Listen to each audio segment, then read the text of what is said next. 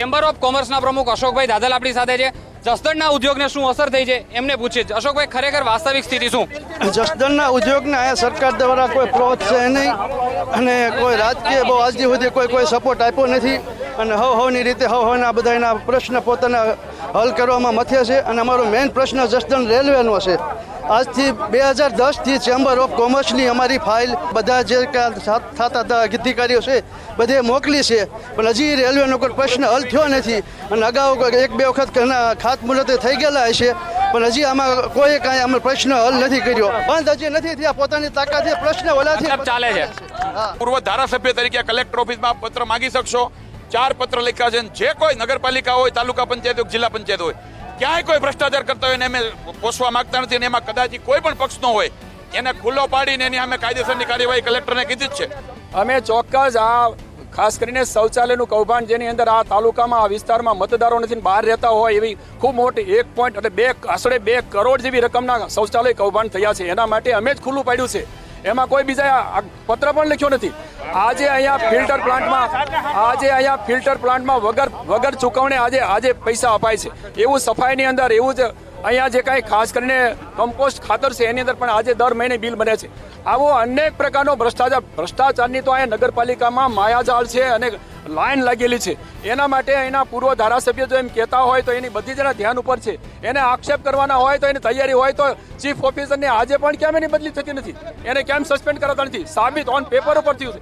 એક કલેક્ટર એવો રિપોર્ટ આપે છે કે 100% શૌચાલય થયા છે, બીજા કલેક્ટર એમ કહે છે કે 2 કરોડ રૂપિયાનો એ શૌચાલય કૌભાંડ થયું। આ સાબિત ઓન પેપર। કુંવરજીભાઈ જે આક્ષેપ કરે છે, કુંવરજીભાઈ જેટલા આક્ષેપ કરે એમાં ભાજપ શું કહે છે? સાહેબ, બધા અધિકારી 5 અધિકારી સસ્પેન્ડ થયા છે અહીંથી, ચીફ ઓફિસર ક્યારના બદલી ગયા છે અને જે કોઈને સામે કાર્યવાહી કરવા માટે કીધું છે।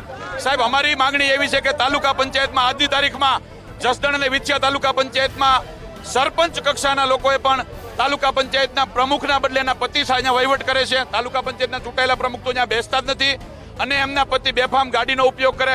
સરપંચો એના બિલ ચૂકવવા માટે પણ ટકાવારી આપવી પડે છે અને એના કરતાં દુઃખની વાત કહું, નગર જસદણની અંદર જે પાણીની ડંકીની લાઈનો હોય ને એ અમુક નેતાઓના ઘરે ગ્રીલ બની ગઈ છે અને ભૂતકાળની અંદર મારે કોઈ વ્યક્તિગત આક્ષેપમાં નથી જવું, પણ છાપાઓમાં બધી જગ્યાએ એવું હતું કે કોણે કોની ખોટી સહયોગ કરીને હું થયું એ બધું બધા જાણે છે।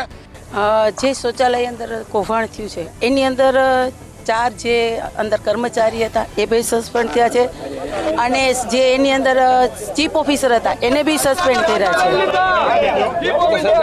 એને સરકારે નિયમ પ્રમાણે લીધા છે, એને રિકવરી ભરવાની થઈ છે। ગ્રામ્ય વિસ્તારની શું પરિસ્થિતિ છે? સૌથી પહેલા આપણે કુંવરજીભાઈ બાવળિયાને પૂછીએ, ત્યારબાદ આપણે ભાજપ પાસે આવીશું। લગભગ મોટાભાગની ગ્રામ્ય વિસ્તારમાં જે રસ્તાઓ તો ઘણા સારા છે, પણ છેલ્લા કેટલાક સમયથી ગ્રામ્ય વિસ્તારની મોટાભાગની એસટી બસો છે જ્યારે જાહેર કાર્યક્રમો હોય, પાર્ટીના કાર્યક્રમો હોય, એ વખતે સરકારી એસટી બસો પણ રિક્વિઝિટ કરીને ગામડાના લોકોને રોડ ઉપર કરી દેવામાં આવે છે। એને એસટીની બસની સુવિધા ચૂંટવી લેવામાં આવેલી છે। એટલું જ નહીં, અહીંયા સરકારી હોસ્પિટલનો વ્યવહાર છે પડી ભાંગ્યો છે અને એની પાછળ એસટી અને ગ્રામ્ય રસ્તાની વાત કરીએ, ગ્રામ્ય વિસ્તારના મોટાભાગના રસ્તાઓ સારા છે અને બાકીના જે ખરાબ રસ્તાઓ થાય પણ આ છેલ્લા બજેટમાં મંજૂર થઈ રહ્યા। સાહેબ, ભ્રષ્ટાચારની વાત થાય છે। ભૂતકાળમાં એસટી બસના ડાયરેક્ટર તરીકે અમારા વિસ્તારના નેતાઓ હતા, એ વખતે ડ્રાઈવર કંડક્ટરની ભરતીમાં બહુ મોટો ભ્રષ્ટાચારો થયા હતા અને આજે ગ્રામ્ય વિસ્તારમાં એસટી બસ ક્યાંક વધારે ઓછી આવતી છે। અહીંયા 25 વર્ષથી તાલુકા પંચાયત, જિલ્લા પંચાયત, ધારાસભ્ય, સંસદ સભ્ય કોંગ્રેસના જ છે। એ લોકોએ જાગૃતતાથી એની જવાબદારી લેવી જોઈએ।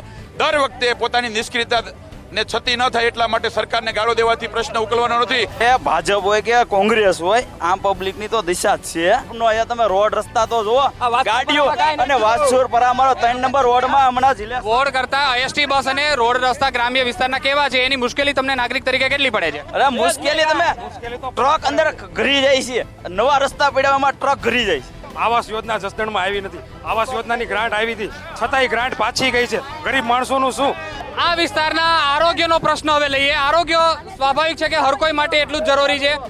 કોંગ્રેસના વર્ષોથી ધારાસભ્ય રહ્યા છે, ભાજપના ધારાસભ્ય પણ 3.5 વર્ષ આવી ચૂક્યા છે। બંનેને પૂછીએ કે આરોગ્યના મામલે કેટલું કામ થયું છે અને કેટલું કામ નથી થયું। અહીંયા ફક્ત ને ફક્ત સરકારી હોસ્પિટલમાં સારા ડોક્ટર આવે એને પરેશાન કરવામાં આવે એની નેતાગીરી મારફત, એના લીધે અહીંયા સારો સ્ટાફ કોઈ રહેતો નથી।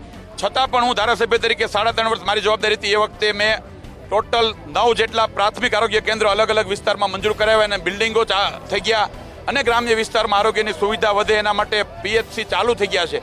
પરંતુ જેવી જોઈએ એવી સગવડતા આજની તારીખમાં નથી. અને CHC ની અંદર સિવિલ સર્જન, MS, MD જે ડોક્ટરોની પોસ્ટ હોય એ ખાલી જ રહેશે, એટલા માટે કે અહીંયા સારા ડોક્ટરો ટકતા નથી.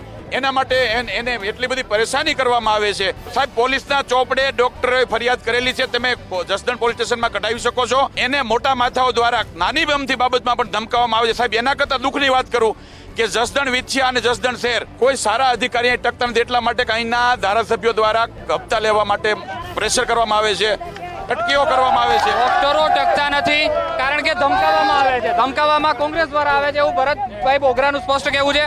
આપણે સૌથી પહેલા કુંવરજીભાઈને પૂછીએ, ખરેખર કોંગ્રેસના નેતાઓ દ્વારા ધમકાવવામાં આવે છે કે નહીં? એક પણ હોસ્પિટલમાં વિછ્યા કે જસદણની સામૂહિક આરોગ્ય કેન્દ્રમાં કોઈ પણ કોંગ્રેસના ધારાસભ્ય મારફતે કે જવાબદાર પદાધિકારી મારફતે ધમકાવવાની ફરિયાદ હોય તો અમે જાહેર જીવન છોડવાની તૈયારી છીએ, નહીતર જેવો આક્ષેપ કર્યો છે તોડવા માટે તૈયારી છે. અત્યાર સુધીમાં રાજ્ય સરકારમાંથી એના ડોક્ટરો મુકાતા નથી અને ડોક્ટર પાનસુરિયા કરીને છે જે માણસ અહીં હાજર પણ નથી રહેતો, એને ફક્ત ને ફક્ત પોતાનો માણસ છે એટલે સાચવીને એ સરકારી હોસ્પિટલની અંદર લોકોની સુવિધા એમાં વિક્ષેપ કરવાના પ્રયત્નો માજી ધારાસભ્ય તરફથી થાય છે, હંમેશા થાય છે.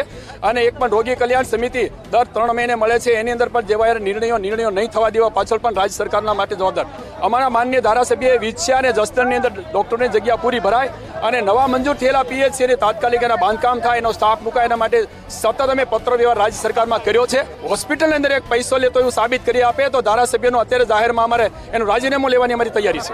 ખરેખર વાસ્તવિકતા શું? સાહેબ, ફરિયાદ સંકલનમાં ડોક્ટરના વિરુદ્ધમાં કાગળ લખવામાં આવે, ડોક્ટરના ઇન્ક્રીમેન્ટ અટકાવવામાં આવે, ડોક્ટરને હેરાન કરવામાં આવે, એટલે સારા ડોક્ટરો અહીં નોકરી કરતા નથી. સાહેબ, આક્ષેપ પ્રતિ આક્ષેપ પછી આરોગ્યની સ્થિતિ કેવી છે? હવે આ જ મુદ્દે આપણે આમ જનતા જે પાછળ છે બેઠેલી છે એને પૂછીએ કે કોંગ્રેસ અને ભાજપ કોણ સાચું કોણ છે? હા, તો પ્રોબ્લેમ તો થાય જ છે ને. દવાખાને જાય તો કેસ કાઢવામાં પ્રોબ્લેમ, દવામાં પ્રોબ્લેમ કે એવી કહે છે કે સરકારી દવાખાનામાં ફ્રી મળે છે, તો ફ્રી તો કોઈ નામ આપતી નથી. સરકારી હોસ્પિટલ છે પણ કોઈ જાતની સુવિધા અને કોઈ જાતના દવા મળતી નથી.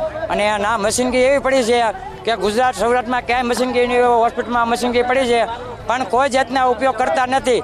એટલે મારી માંગ એવી છે પણ કોઈ રાષ્ટ્રીય રીતે નહીં, બે નેતાની એવી માંગણી છે કે આરોગ્ય માટે સારા ડોક્ટર, સારી દવાઓ અને ન હોય ને તો મશીન ડોક્ટર મોકલો.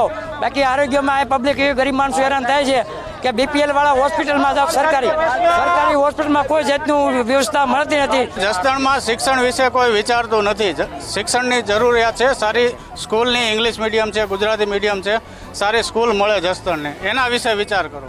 જે સ્થિતિ છે એ જ છે.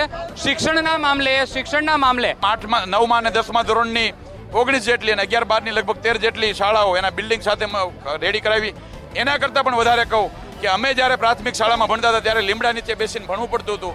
આ સરકારે સર્વ શિક્ષા અભિયાનના માધ્યમથી એક ગામની અંદર કોઈ પણ ગામમાં તમે આંટો મારો, પાકા બિલ્ડિંગો બનાવ્યા શાળાની અંદર કે આ વિસ્તારમાં શિક્ષણની ગુણવત્તા સુધરી છે. અને છેલ્લે જે રાજ્ય સરકારની બધી ભરતીઓ તેમાં 2000 કરતાં વધારે બાળકો મેરિટના આધારે આ વિસ્તારના આવ્યા છે. શિક્ષણની ગુણવત્તા મુદ્દે જવાબ કોંગ્રેસ પાસેથી લઈએ કે રાષ્ટ્રીય માધ્યમિક શિક્ષા અભિયાન હેઠળ કેન્દ્ર સરકારની યોજનામાંથી અહીંયા 17 જે હાઈસ્કૂલો મંજૂર થઈ છે એ તો રાષ્ટ્રીય માધ્યમિક શિક્ષા અભિયાન હેઠળ હું જ્યારે કેન્દ્ર સરકારમાં હતો ત્યારે થયું છે.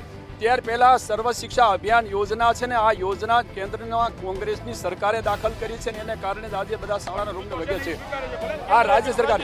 અને આ જે થયું છે આ તો મારી વખતે હું MP હતો ને ત્યારે 17 રાષ્ટ્રીય માધ્યમિક શિક્ષા અભિયાન હેઠળ આ શાળાઓ મંજૂર થઈ છે. એના સરસ મજાના જે મકાનની ગ્રાન્ટ ને વગેરે એ વખતે કોંગ્રેસની સરકારમાંથી આવેલી છે. એટલું જ નહીં, આજે RT રાષ્ટ્રીય માધ્યમિક શિક્ષણ અભિયાન હેઠળ એ જ પ્રમાણે પ્રાથમિકની અંદર પણ જે ઇન્ફ્રાસ્ટ્રક્ચર તૈયાર થયું છે એ કેન્દ્ર સરકારની કોંગ્રેસની સરકારે એની દેન છે. આ જ સ્થિતિ 67 વર્ષથી માત્ર જસદણ નહીં સમગ્ર દેશની છે. હવે બંને પક્ષને એક છેલ્લો પ્રશ્ન, આગામી વિધાનસભાની ચૂંટણીમાં જો ભાજપના ધારાસભ્યો ચૂંટાય તો સૌથી પહેલા મુખ્ય 3 ક્યાં કામ કરશે? અમારી પહેલી પ્રાયોરિટી જસદણ અને વિછિયાના દરેક ડેમોમાં નર્મદાનું પાણી આવે અને સિંચાઈ માટે નર્મદાનું પાણી લોકોને મળે, એ અમારી પહેલી પ્રાયોરિટી છે. અમારી બીજી પ્રાયોરિટી જસદણ અને વિછિયા વિસ્તારમાં લોકોને શાંતિ મળે, કાયદોની વ્યવસ્થા જળવાઈ રહે, ખોટી રીતે લોકો હેરાન ન થાય અને અસામાજિક તત્વો અને બાકીની બધી મુશ્કેલીઓ છે એમાંથી લોકોને મુક્તિ મળે. અને અમારું ત્રીજું કામ જે તાલુકા પંચાયત વિછિયા અને જસદણમાં જે ભ્રષ્ટાચારથી ખતબદે છે અને જિલ્લા પંચાયત રાજકોટ જે ભ્રષ્ટાચારથી ખતબદે છે એમાં અમે સફાઈ અભિયાન કરી અને લોકોને ન્યાય અપાવશું. આ જ પ્રશ્ન હવે કોંગ્રેસને પૂછીએ. જો કોંગ્રેસના ધારાસભ્ય ફરી ચૂંટાશે તો મુખ્ય 3 ક્યાં કામ કરશે? હવે મુખ્ય છે હજુ પણ જે ગ્રામ્ય વિસ્તારની અંદર પીવાના પાણીની સમસ્યા છે એ પ્રાયોરિટી આપીને પીવાનું પાણી મળે. અને જે કંઈ આની પહેલા મારા પૂર્વ ધારાસભ્ય હતા એ વખતે પણ 2012માં પણ એને લોલીપોપ આપી હતી કે અમે બધા ડેમ ભરી દેવાના છીએ. ડેમ તો પ્રાયોરિટી પ્રમાણે આવવાનું જ છે, પીવાનું પાણી અને સિંચાઈ માટેનું પાણી આવવાનું જ છે, એ આવશે. એ ઉપરાંત જે આરોગ્યનો મહત્વનો પાણી અને શિક્ષણનો છે, અને એ ઉપરાંત જે ભ્રષ્ટાચારની વાત કરે છે તો નગરપાલિકા જેવા વિસ્તારની અંદર જે નગરપાલિકાઓમાં જે ભ્રષ્ટાચાર છે એ બંધ કરાવવાનું કામ અમારી સત્તા આવશે એટલે પહેલા અમે કરવાના છે. રાજકારણમાં કહેવાય છે કે 2 સગા ભાઈઓને પણ રાજકારણ લડાવે છે, 2 સગા મિત્રોને પણ રાજકારણ લડાવે છે, રાજકારણ પતિ પત્નીને પણ લડાવે છે. આપને જણાવી દઉં કે કોંગ્રેસના નેતા કુંવરજીભાઈ બાવળિયા અને ભરતભાઈ બોગરા એક સમયના શિષ્યગુરુ છે અને અત્યારે બંને સામસામે લડી રહ્યા છે. જસદણના પ્રશ્નો ત્યાં ને ત્યાં છે, પ્રજા ટળવળી રહી છે. ભાજપ કે કોંગ્રેસ કોઈને પ્રજાના પ્રશ્નો હલ કરવામાં રસ નથી. આ જસદણ વિધાનસભા બેઠકનો એક્સરે છે. જસદણ મત વિસ્તારમાં અમે પહોંચ્યા, અહીંના મતદારોની સમસ્યાઓ જાણી, જનપ્રતિનિધિઓ અહીંના વિકાસ માટે શું કરવા માંગે છે એ પણ જોયું. મારા સહયોગી મહાદેવ દવે અમારી સાથે છે. મહાદેવ, શું કહેશો આ વિસ્તારને લઈને? પંકજ, જો આપણે જસદણની પર્ટિક્યુલર વાત કરીએ તો અહીંયા કોંગ્રેસ અને ભાજપ માત્ર ને માત્ર એકબીજા પર આક્ષેપ કરવામાં ગળાડૂબ છે. પ્રજાના કામો થતા નથી, પ્રજા ત્રસ્ત છે. હવે જોવાનું પ્રજાએ છે કે આવતી ચૂંટણીમાં તેમને કેવો જનપ્રતિનિધિ જોઈએ છે. તો વોટ કરવાનું ચૂકશો નહીં અને સાચા પ્રતિનિધિને ચૂંટજો, કારણ કે આપનો એક વોટ આપના વિસ્તારનું ભાગ્ય બદલી શકે છે. અમે જઈ રહ્યા છીએ નવી વિધાનસભા બેઠકના ચિતારને જાણવા માટે અને ત્યાંના મતદારોનો મિજાજ જાણવા. આ બેઠક પરથી અમે લઈએ છીએ વિદાય. Bye bye. આવજો.